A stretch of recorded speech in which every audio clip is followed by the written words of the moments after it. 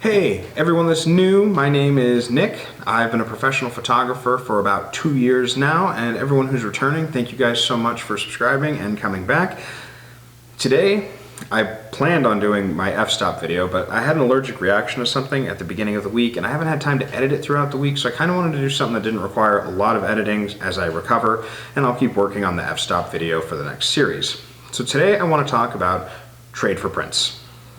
Trade for prints at this moment, and it seems like as long as I've been into photography since high school, has been very, I want to say controversial, but it's not necessarily controversial. So the basic of trade for prints is I as a photographer approach a model, or a model approaches me, and either I want to do a shoot or they want to do a shoot, and instead of paying one another to do it, we exchange time. So I will exchange my studio time and my editing and photography time in exchange from the model. And what I get out of that is I get work for my portfolio, they get work for their portfolio, and we kind of practice, we kind of learn and get better in our art. Now some photographers, and it's usually a more established photographers doing it for a while or something like that, and they get tired of doing TFP or trade for prints, and I have some rules that I follow that I'm going to let you guys know so that I can still get paid for my work, but I can also still have a trade for prints relationship with some models, mostly ones that I've worked with a lot in the past or that I've been doing trade for prints with since the very beginning. So rule one I have is I will not do a TFP or a trade for print shoot if it's not something I can use in my portfolio. My portfolio is very particular. I don't publish my clients' work. That's why you'll see a lot of familiar faces if you follow my social media accounts, which is Pink Hat Photo on Twitter, Pink Hat Photography on Facebook, and Pink Hat Photography on Instagram. I'll link those down below. You'll see a lot of those familiar faces, and there's a lot of different styles, but there's some styles I do not publish in my portfolio. And I'll use boudoir as my example. I don't publish boudoir in my portfolio. I don't have a problem with boudoir. I think it's a beautiful art style. I don't have a problem shooting boudoir. I've done it in the past. I am open to doing it in the future, but it's not something I put in my portfolio. And because of that, I would never do a trade for print shoot in boudoir. That's something that someone would approach me about, and it would be a client and it would be like a client and photographer relationship where we get the shoot they want, they get the photos they want, and then I get paid for my studio time, my editing time, and all this equipment that I use to make these cool photos and these awesome videos. Rule two, if I am looking to do a shoot and it doesn't fit the model's portfolio, but it's something I feel they have the perfect look for, I will pay them.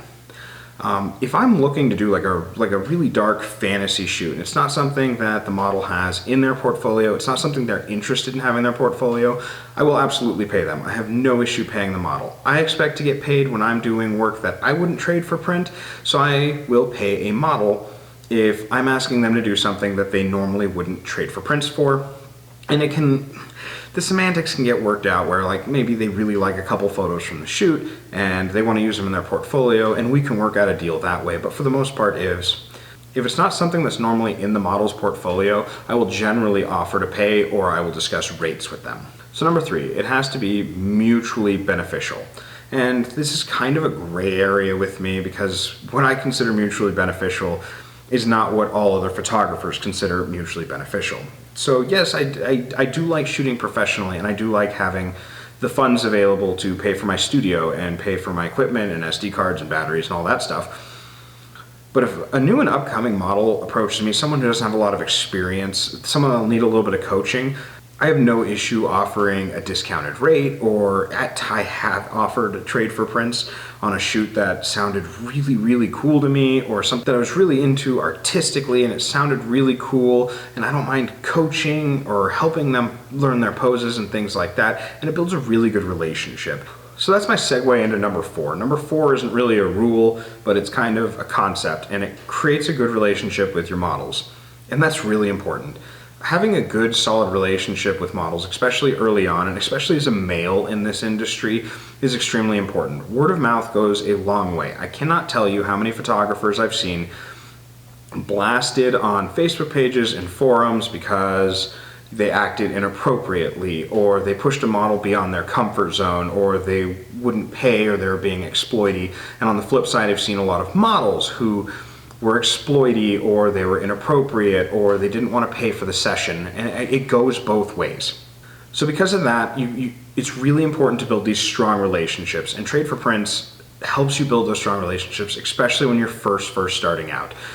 Generally, you're approaching someone who's newer into the modeling industry or something along those lines, and you yourself are newer into photography, so you get to build these relationships and you get to grow together, and their photos get better and their posing gets better and the photos you take get better and your composition gets better, your lighting gets better, and you grow together.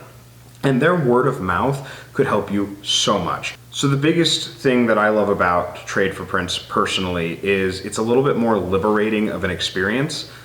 When money isn't involved, there's not as much pressure, and from my experience, I'm more willing to push myself, and I'm more willing to try new things, and I'm more willing to experiment more in a Trade for Print session than I am in a paid session.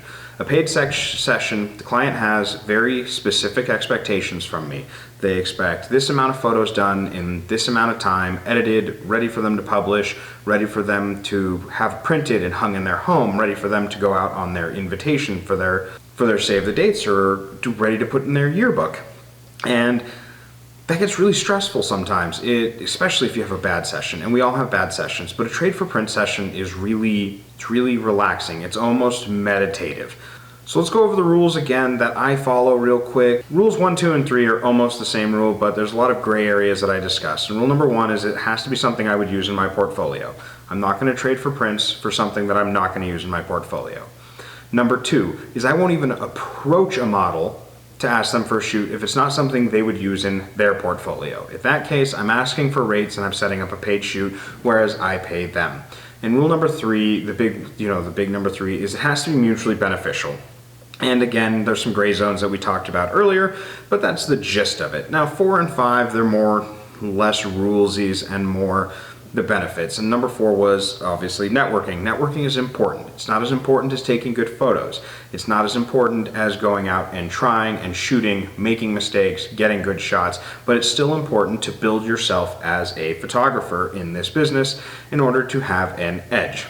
And number 5 is it's a little bit more liberating, and number 5 is really important, and I'm going to go over this again. Number 5, it's more liberating. Some of my best shots were something I was like, well, I would never try this in a client shoot, but let's see if I can make it work. And if I can make it work, it's something I can employ. It's a way to experiment. It's a way to learn. It's a way to push yourself to become a better photographer and make yourself stand out in the field. So, as controversial as it is to some people, I'm all for Trade for Prints. Trade for Prints isn't something I would do exclusively, and you will get a lot of messages on Instagram and Facebook and Twitter asking to do Trade for Prints, and if you follow those rules, I haven't had any bad experiences with it. There's not really a point in doing it if there is no benefit. And I know that sounds bad, and I know that sounds crass, but you have to look at it this way.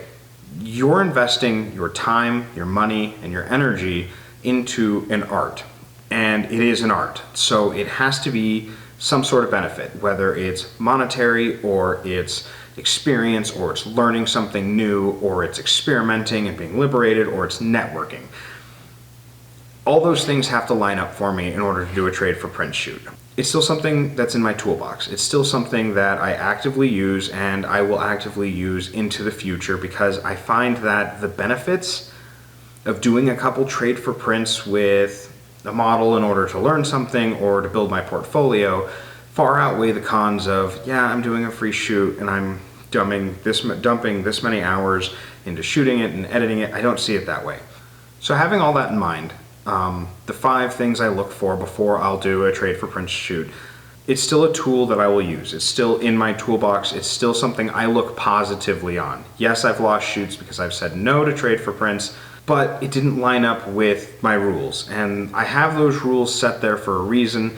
That way I'm not constantly doing Trade for Prints. That's something I learned early on. The first 6 months or so of me shooting portraiture, I was doing nothing but free shoots. Now I got a lot of experience out of it and I learned a lot of things, but at the time I was working as a photography assistant, which I still do sometimes because it's a lot of fun and it's a learning experience.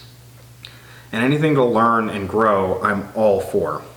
But I learned that the more I offered for free, the more people approached me, and it got to a point I wasn't getting any paid shoots, and I was struggling with my photography business, and I was struggling to get a foothold, and that's when I set my rules into place. So it's very important. You don't have to follow my rules, but definitely come up with a set of rules of your own on when you would offer trade for prints, if you would be okay with doing trade for prints. Again, it's something that's in my toolbox. It's something I still do to this day, and it's something that I'll be doing in the foreseeable future as long as my rules are met and as long as it's mutually beneficial. That's the really big one, that it's mutually beneficial for all parties involved.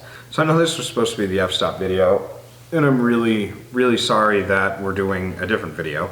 But thank you guys again so much for joining me. I hope you like my views on trade for prints. Figured I would throw my 2 cents into the fire since I've seen so many people talking about it lately.